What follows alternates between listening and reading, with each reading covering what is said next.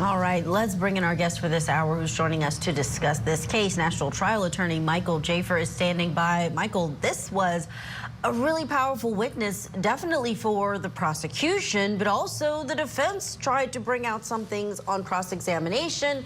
Wanted to know if he was the one who paid for the cremation services. That's something that is a point of contention, perhaps, because her body was immediately cremated, and that did make it a bit more difficult for someone else to come and then look at the body after the first medical examiner ruled it a suicide, not a homicide.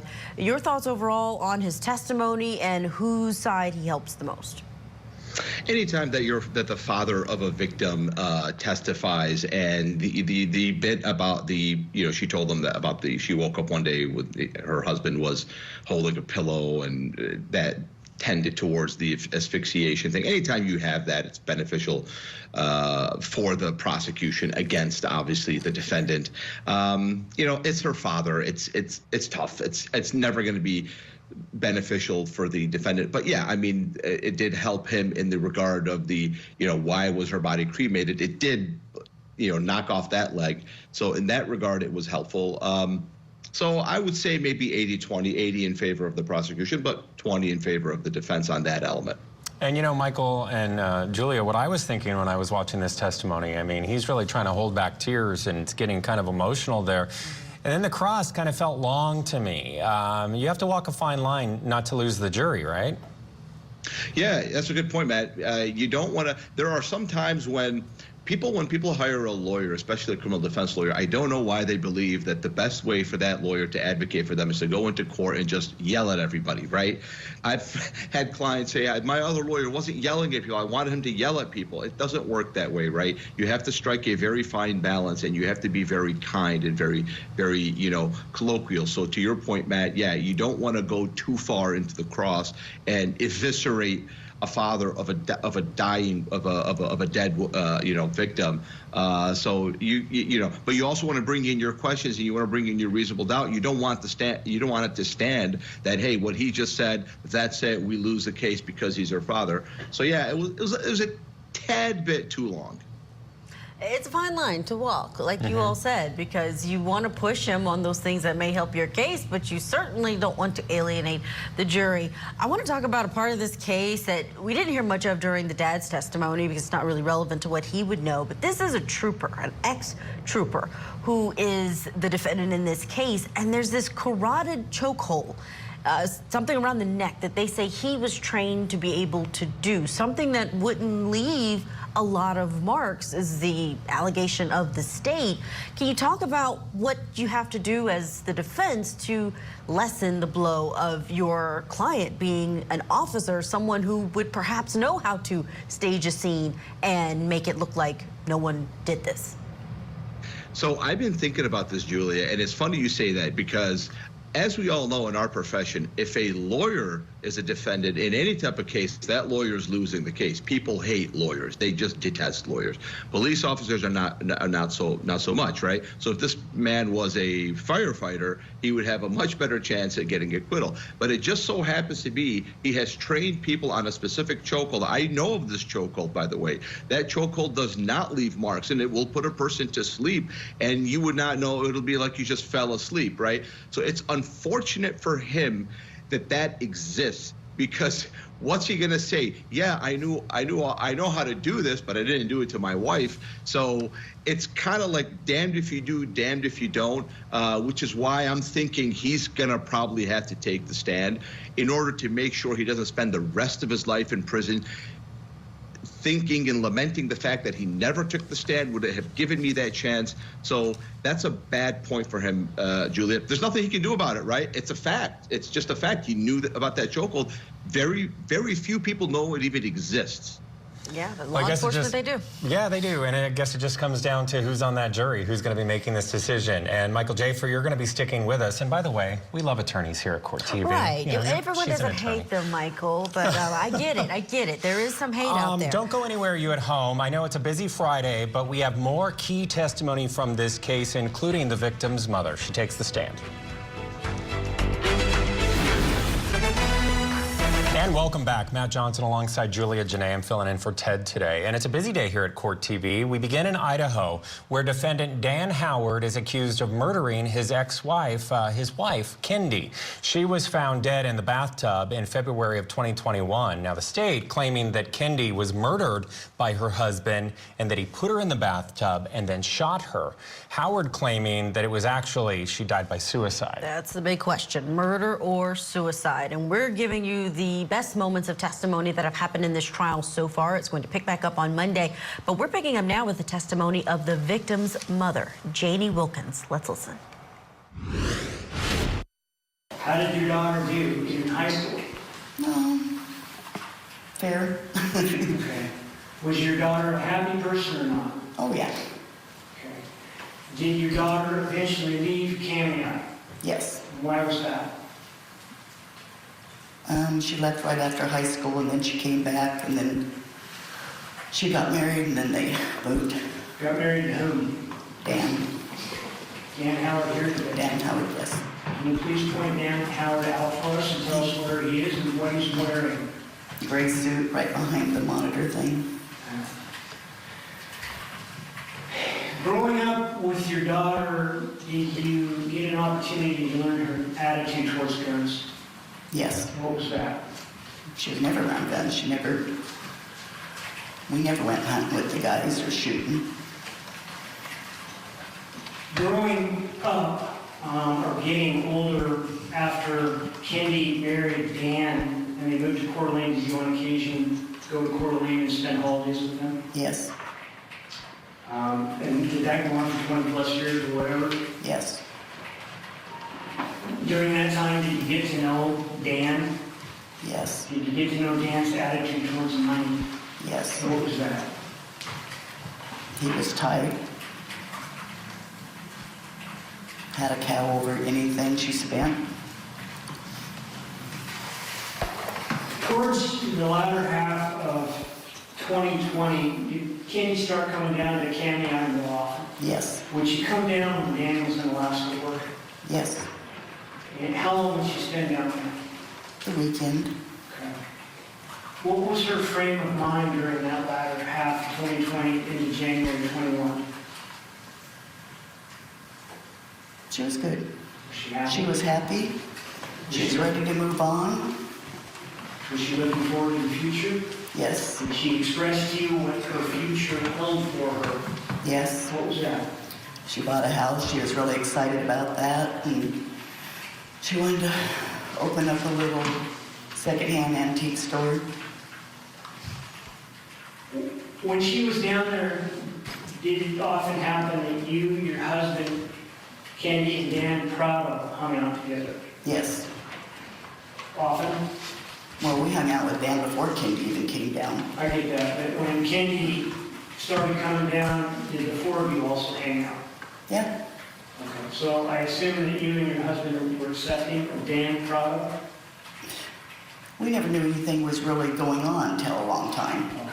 We knew they're friends. They've always been best friends. What sorts of things would the four of you do during that time frame, say in 2020? At our house, everybody usually comes to our house, and we have bonfires and stuff. So most of the time it was there.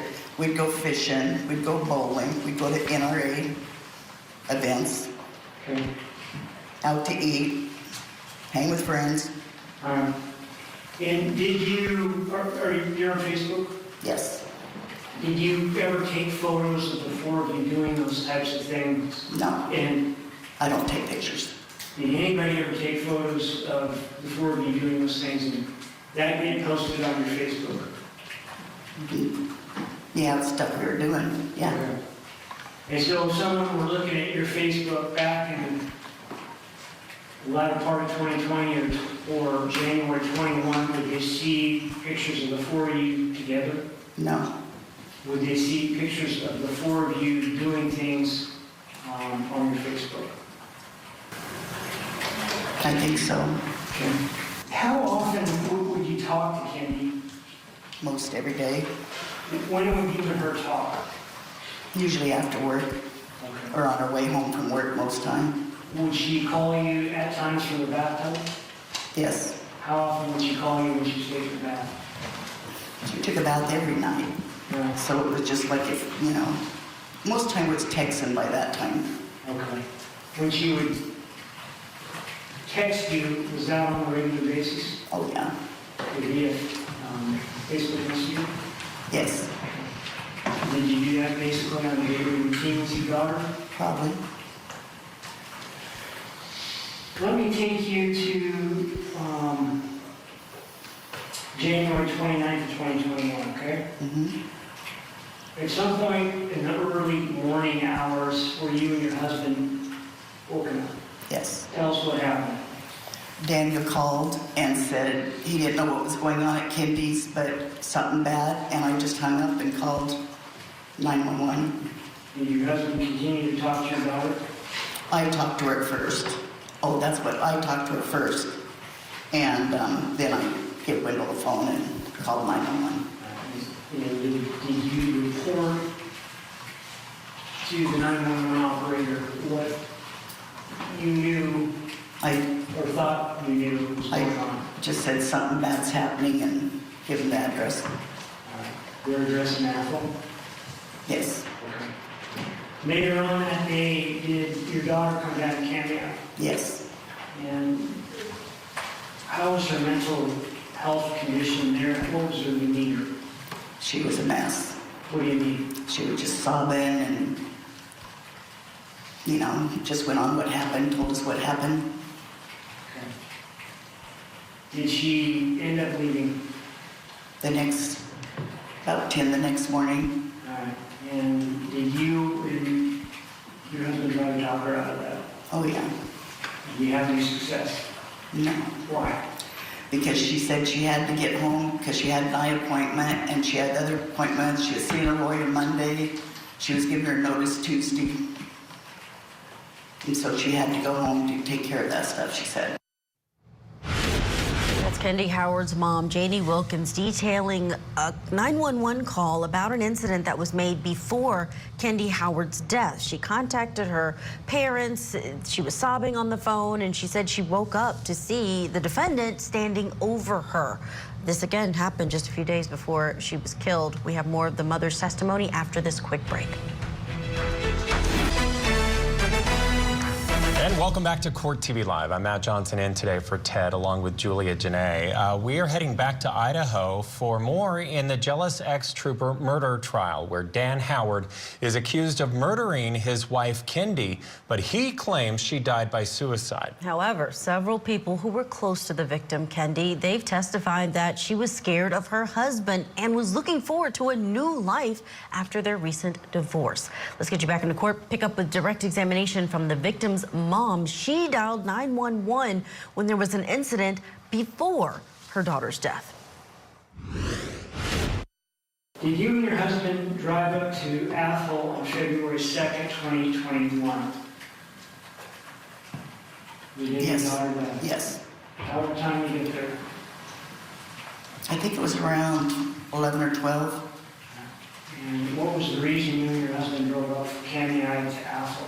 Well, we were told what happened. We didn't know where else to go, so we went out there to see if anybody was there. Okay. Do you remember who told you what had happened? Brooke, Okay. What happened when you got up to the house in Athol? Wyatt and his girlfriend came out to the rig. Did Dan ever come out to No. call? Did Dan ever call you that day, the next No. or the following day? No. I haven't talked to Dan since December 26, 2020. Was there a point in time after she died where she was at the funeral or before she was cremated? Yes, And were you able to listen in on a conversation, telephone conversation Dan had yes, with another person? yes. Can you tell us about that? I think it was the funeral director, and Dan wouldn't answer his phone, so I think then Wyatt called. Not hearsay at this point, so I'll overrule the objection. Did you hear Dan's voice? Yes, Did you recognize Dan's voice? yes. And you heard the voice of another person in this telephone conversation? No. Was that other person there at the funeral that Dan was Oh, talking to? Wyatt? Yeah, Yes, he. yes, okay. Can you tell us the gist of that conversation? Shoot. Actually calls her hearsay. In what way? It's not statements just for, any statements from Wyatt would be hearsay. I'm not trying to statements from Dan. Well, tell me your, The statements from Wyatt would be context for the admissions from counsel's client. so I'll overrule the objection. Any statements by the defendant are not hearsay, as he's a party to the lawsuit. Statements made to him are not to be considered for the truths of the matters, but rather just to explain the conversation. Ma'am, can you tell us the gist of that conversation? Yes, Dan was telling the funeral director that he'd take care of everything, blah, blah, blah, whatever the family wanted, this and that. And then later it was, he wasn't paying for anything else. And so did Dan pay for his wife to be cremated? Yes. Did Dan pay for the funeral held afterwards? No. Did Dan come to the funeral held No. afterwards? Did Dan come and be present, or did he pay for her burial? No. She hasn't been buried yet, but she has the plot and the, Who bought that? we did. You mentioned earlier that Kennedy was cremated. Yes. You received half the ashes, correct? No. Wyatt gave you some ashes, correct? No. You told Wyatt there'd be a conflict if Dan showed up to the memorial, correct? Objection here, sir. It's Overruled. Assume not for the truth of the matter asserted, but the effect on the listener. Overruled.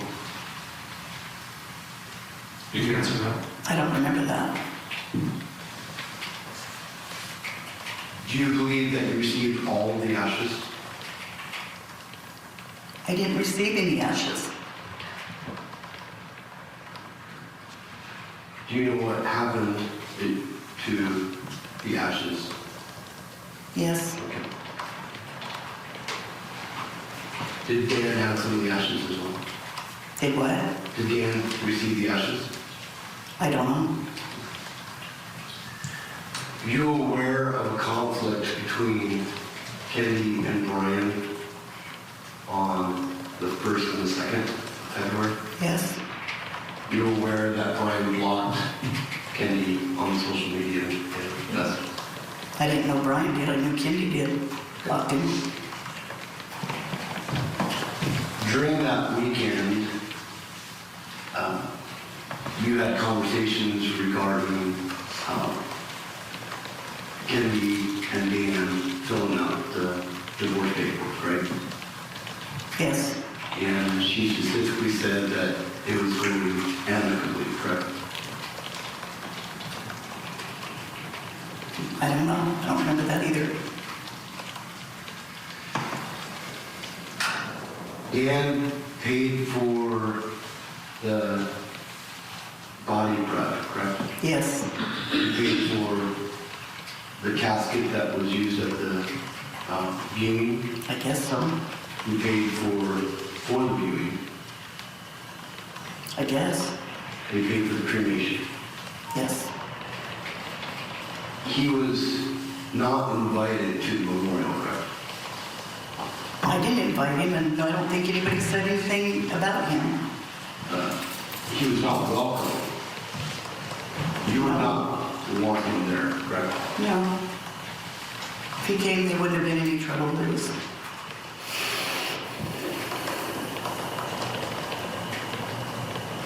Dan was frugal.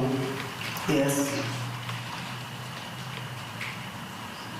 Dan tried calling you guys on the morning of the 3rd, correct? No. There was not a missed call. Pardon? There was not a missed call. No. Still with us, National Trial Attorney Michael Jaafar is standing by. Michael, this testimony from the victim's mom, it just highlights the difficulty of domestic violence cases, especially one that has such a tragic end here, regardless of how this case comes out, whether it was a suicide or murder. But when we hear that 3-day before incident where she decided to get the appointment with the attorney, there was an incident where she had to call 911, but yet was still living with him. It just raises so many questions, I'm sure, for her family about what could have been done differently. Absolutely. There are millions of situations like this every day that don't result in murder, right? In this situation, it resulted in a murder. A lot of times when it results in murder, people will look back and say, you know, what could I have done differently? There's always something you could do differently, but there's the entanglement, right? She married this person at one point. There's an entanglement. It's very difficult, and it's tragic, and it's sad. There's a universe where he's guilty, he actually did this, and there's a universe where he's innocent, he didn't do it, but this is all a coincidence. Before the defense puts on their case, it's trending in the direction of he did this, he actually murdered her. It doesn't make any sense, but when the defense comes on, they might come in and say, you know, he wanted to be out of the relationship and she kept coming back. I don't know, I'm guessing, but this could happen. And she was seeking therapy and she wouldn't let him go, and he had a girlfriend and she was interfering. I don't think that's going to happen in the defense's case, but there's a universe where this thing becomes a little bit more convoluted and complicated. But at the end of the day, it's always a game winner for the prosecution to put up the parents, and the parents are really just hammering it home for the prosecution at this point. It's not looking good for the defense. And Michael Jaafar, you know, as you know, the prosecution doesn't have to provide motive in this case, but they kind of are saying that the motive behind him wanting to take out his wife before their divorce was money. $2 million was, you know, in property and other assets. Yeah. So, you know, this testimony from the mother talking about the fact that he didn't offer to help pay for the funeral expenses at all, that kind of hits home. Yeah, no, I'm telling you, the two parents right there, I don't recall a case where both mom and dad testified when their child was murdered and testified so effectively. But that, like, the emotional angle, because in my opinion, it's hearsay, it's irrelevant, but obviously the judge let it in. I could see why he would let it in, but it's so prejudicial, right? Because again, just imagine him actually being innocent of this. I'm not saying he is, but let's just say he was innocent of this. But then he has all this testimony. It's very coloring towards the jury, right? So it's bad. You know, you didn't pay, she died. You're supposed to, you know, you won't even pay, you know, $5,000 for the funeral, and after telling the parents that you would do it, I mean, it stinks to high heaven. Oh yeah, it's clear that this relationship had broken down. You had the mother on the stand saying she hadn't even spoken to him since December of the year before, so certainly it was not a good situation leading up to this real tragedy. And it really makes the jury maybe hate this defendant that much more. For a reason that doesn't have to do with maybe murder, right? it will compel him to take the stand to kind of explain away that too, you know? Something we certainly could see. Michael Jaafar, stand by. We do have to squeeze in a break. We will have that redirect of the victim's mom on the stand coming up next. Stay with us. Welcome back to Court TV Live. I'm Julia Janae here with Matt Johnson, and we are going to get you back into the courtroom in Idaho. We're bringing you the testimony in the trial for a former state police trooper. His name is Daniel Howard. And prosecutors say that Howard murdered his wife, Kendi, while Howard's defense team on the other end of this claims that she died by suicide. He's accused of murdering his wife and putting her in a bathtub, putting a gun in her mouth and firing. Right. Let's pick back up now with more from Kendi's mother, Janie Wilkins, testifying on redirect.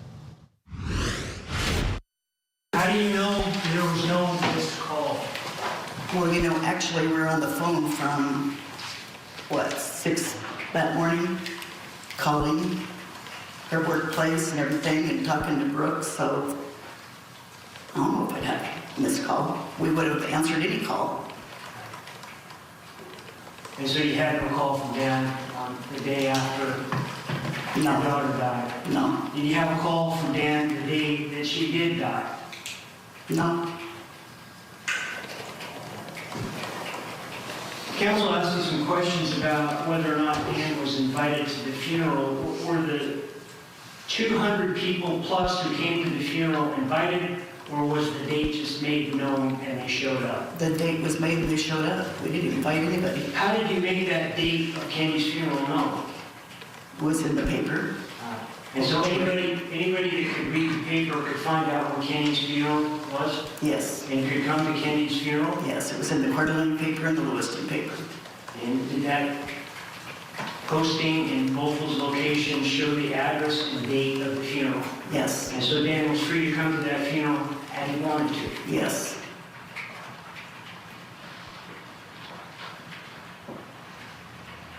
You mentioned that had Dan chose to come to the funeral of his wife, there would have been no trouble. Do you remember that? Yes, What do you mean by that? there wouldn't have been any trouble. Yeah.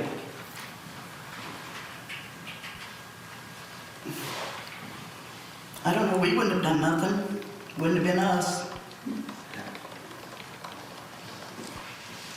Did Kenny block Brian because Brian told... Objection, speculation. Calls for speculation.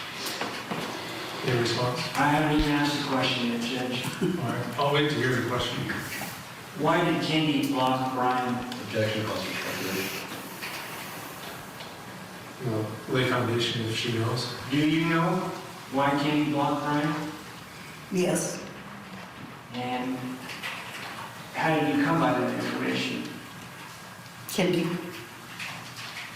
When did Kenny give you that information?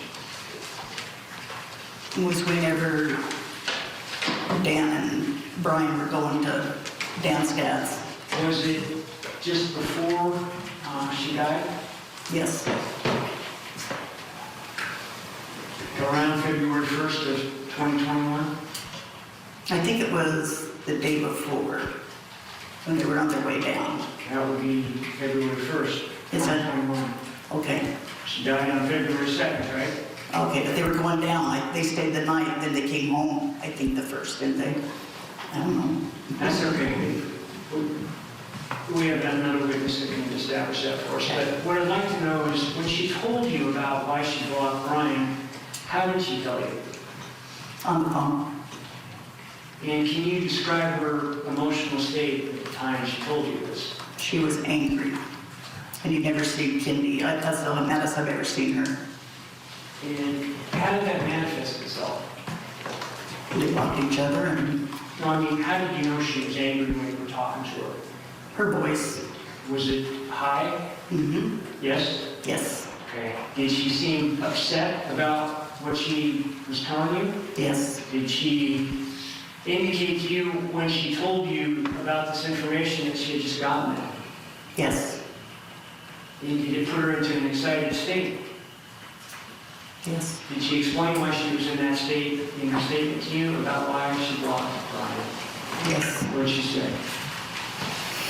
How would she say? If Brian's blabbing his mouth and he runs this divorce and whatever, I will never talk to him again. Did she get specific about how Brian may have been ruining the situation? Yeah, I think it had to do with the house. Did it have anything to do or not with Dan Crowder? Objection. Overruled. With what? Dan Crowder. Not that I know of. What happened to Kenny's ashes? Wyatt got half and Brooke got half. You know, a lot of the courties online, and they are chatting about this trial, and it's a mystery there in Idaho. But I keep on thinking about what they keep saying. You know, these are everyday people on the stand, spilling their guts and talking about one of the saddest times in their life. Let's bring in trial attorney Michael Jaafar. How do you prepare these witnesses to take the stand? They're just regular people that lost somebody. If I'm the prosecution, what I'm doing is I'm telling them, look, let it all fly out, right? I would have already predetermined that these people don't have a lie in their bones, right? That they're going to tell the truth, that they're going to be emotional, and I would hope, and I'm just as a person who analyzes these cases, I would hope that they would cry. I would hope that they'd be emotional. I'd hope that they wouldn't be stoic. This would not be the time to be stoic, but I wouldn't urge them to do it. I wouldn't tell them put on a show, do something that's not natural, because the jury might pick up on that.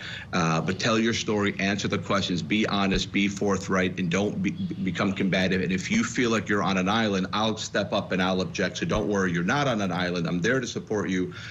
So that's how I'd prepare them, right? Because they're the ones who know the facts, not you. The attorney doesn't know the facts. The witness knows the facts. So I would tell them, get up there, tell your story. It's a different thing for the defense. The defense prepares their witnesses completely differently, right? It's a whole different thing, not even related. The prosecution, that's, in my opinion, the way they would prepare their witnesses. Now, Michael Jaafar, let's talk about the defense. We already have made it clear from these parents taking the stand and the testimony we've looked at that it's not looking good for the defense. But we've put together this to show you some of the themes that have come out of the cross-examination and the few witnesses that we've seen on the stand from the defense in support of their case that this was suicide, not a homicide. They highlight that in Kendi Howard's body, there was no petechiae, no hemorrhaging marks on her face or neck, which is often associated with a strangulation. Also, no DNA from the defendant underneath her fingernails, and they note she just got her nails done, so if she had been clawing, that the only DNA that would be there would be the person who was attacking her. Also, they note that Dan Howard didn't have any gunshot residue on his hands and that she was struggling personally. And we saw some of that come out through her parents' testimony. Michael, that put together with the fact that they have the original medical examiner on their side, how successful do you think the defense might be in getting reasonable doubt in the minds of these jurors?